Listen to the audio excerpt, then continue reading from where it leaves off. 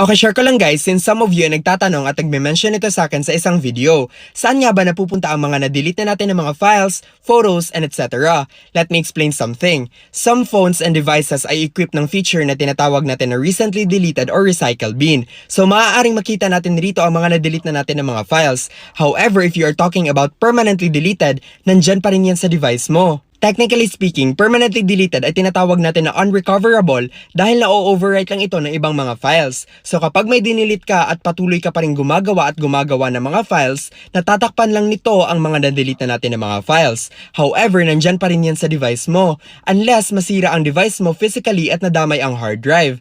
That is why maaari pa rin natin itong ma-recover through analysis or with the help of experts sa ganitong field. Yun lang, bye! Okay, share ko lang guys, someone asked, safe nga ba raw kainin ang malinis o walang molds na parte ng inaamag na tinapay? Let me explain something. Kapag ang isang parte ng bread ay nag-molds, lahat ng parte nito ay hindi na malinis, kahit pa malinis ito sa paningin natin. Bakit nga ba? Ang molds kasi ay isang fungi or fungus. Kagaya ng ibang fungi katulad na lang ng mushroom, ang ibang parte lamang nito ang nagpapakita sa surface. Yung nakikita nating malakoton na texture sa molds, ito ay tinatawag nating sporangium. Ito ang reproductive part ng molds na nagre-release ng spores na kaakibat rin ay molds at hindi natin ito nakikita. Isa pa, kahit maliit lang yung nakikita nating molds sa bread, sa ilalim nito mayroong roots ng molds na kumakalat sa buong tinapay at hindi rin natin ito nakikita. Kaya wag po nating kainin ang malinis na parte ng inaamag na tinapay dahil iba't ibang species ng molds ang present rito. Maaaring ang iba ay hindi nakakasama sa atin pero marami ang nagdadala ng diseases na nakakamatay. Yun lang, bye! Okay, share ko lang guys, someone asked, solid nga ba raw ang rings ng Saturn? Let me explain something. Ang rings ng Saturn ay binubuo ng mga remnants ng comets, asteroids, moons, and other heavenly bodies. Ito ay mga icy rocks na kasing laki ng dust hanggang kasing laki ng mga bundok. Kung ang pinopoint out ng question mo kung one solid platform lang ba ang ring ng Saturn, hindi po. However, ang mga particles na bumubuo rito ay solid. Pero bakit nga ba synchronized ang ring ng Saturn? Bakit hindi ito pumupunta sa ibang direction kundi paikot lamang sa Saturn? Dahil ito sa moons ng Saturn kagaya na lang ng Pandora, Atlas at iba pang mga moons na tinatawag nating shepherding moons. Ang mga moons na ito ay situated in between sa rings ng mga Saturn. Yes po, hindi lang isa ang ring ng Saturn. There are 7 groups of rings ang Saturn. Ito ang mga pangalan nila.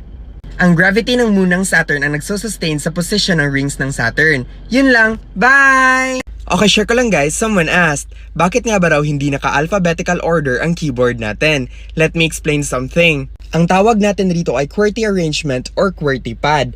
This was made by Christopher Sholes and was first used noong 1840 sa mga typewriters. Pero bakit nga ba ganito ang arrangement nito? Noon kasi ang gumagamit ng mga typewriters ay mga telegraph operators o yung mga nagsisend at nagde-decode ng Morse codes para makakommunicate sa radio, landlines, and the like. At ang alphabetical order na keyboard ay nagpapahirap sa kanila sa pag-translate ng Morse codes. Bakit? Dahil sa kinakailangan nilang bilisan ang pag-type, nagja-jam ang keyboard dahil most of the frequently used alphabets ay malapit lang sa isa't isa, katulad na lang ng O, tsaka P. At dahil rito nagsasabay ang mga tabs ng typewriter pababa at nagja-jam ito, katulad na lang ng nasa picture.